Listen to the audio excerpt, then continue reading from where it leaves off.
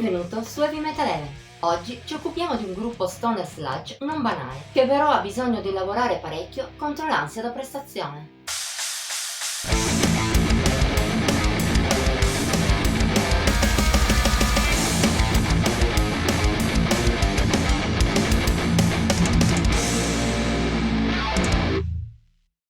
Lo stoner doom metal è un genere peculiare. Da una parte, se possiedi abilità e ispirazione, lo puoi suonare usando giusto 3 riff in croce e farlo lo stesso alla grande. Dall'altra però, questo risultato non è facile da raggiungere. Senza la giusta cura, è impossibile elevarsi dalla massa di band poco interessanti che nel tempo hanno saturato il genere. Purtroppo, è quest'ultimo il caso in cui ricadono gli svedesi 10,000 Years. Il loro secondo full-length 3, uscito lo scorso 24 giugno, mostra da un lato alcune buone caratteristiche. La sua base è uno stoner doom metal cupo e anche aggressivo, grazie a notevoli influssi sludge sia nei riff sia nella voce urlata di Alex Risberg.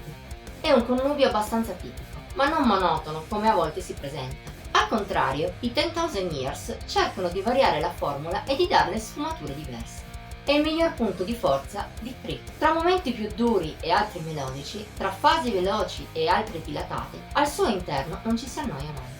D'altro lato, tuttavia, gli svedesi non riescono a dare la giusta freschezza a questo stile.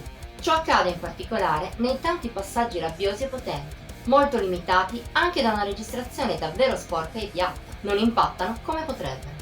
Non aiuta poi il loro essere la maggioranza all'interno di Tree, specie se mettiamo in conto che i 10,000 Years danno il meglio quando si spingono su terreni più emotivi. Ma neppure quest'ultimi funzionano sempre bene. Anche in questa situazione gli svedesi a tratti si mostrano poco focalizzati e incisivi.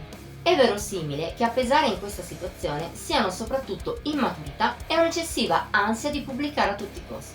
Dopotutto, Tree è il secondo album, o il terzo se contiamo anche l'EP omonimo del 2020, di una band con appena 2 anni di esistenza. Se non impossibile, era improbabile brillare in questa situazione. Come già detto, gli unici pezzi nella scaletta che ci riescono davvero sono quelli in cui i 10,000 Years puntano sull'espressività, come Desert of Madness o Escape from Earth. Intensa e a tratti disperata, la prima colpisce anche con la potenza delle ritmiche, oltre che con le sue tante melodie dilatate. È la stessa anima della seconda, quasi lancinante, grazie al macinare dei riff e delle armonie vorticose sotto lo scream di Risberg. Si possono al più citare anche The Secret of Water, un oscuro interludio di 3 minuti con solo la chitarra pulita nella sezione ritmica, e Il Cattivo. Non spicca solo per il titolo, curiosamente in italiano, ma anche per essere l'unica traccia rabbiosa che riesce a incidere davvero con i suoi riff. Per il resto, qualcos'altro di apprezzabile c'è. Sono bagliori, forse non nel buio, ma nella semi-oscurità sì.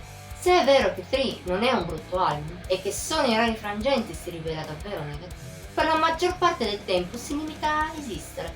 La sua musica è spesso gradevole, specie se usata come sottofondo, ma se vuoi qualcosa di più ti smuova dentro, è meglio cercare altrove.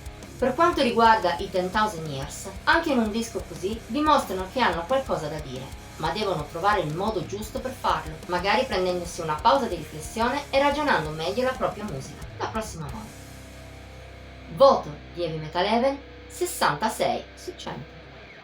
Per questa settimana è tutto. Se ti è piaciuta questa recensione puoi mettere il like, condividerla e commentare. Ti invitiamo inoltre a iscriverti al nostro canale e attivare la campanella delle notifiche per rimanere aggiornato sui nostri nuovi video. Infine, vieni a seguirci su Facebook, Instagram e Pinterest. Trovi i link alle rispettive pagine qui sotto in descrizione.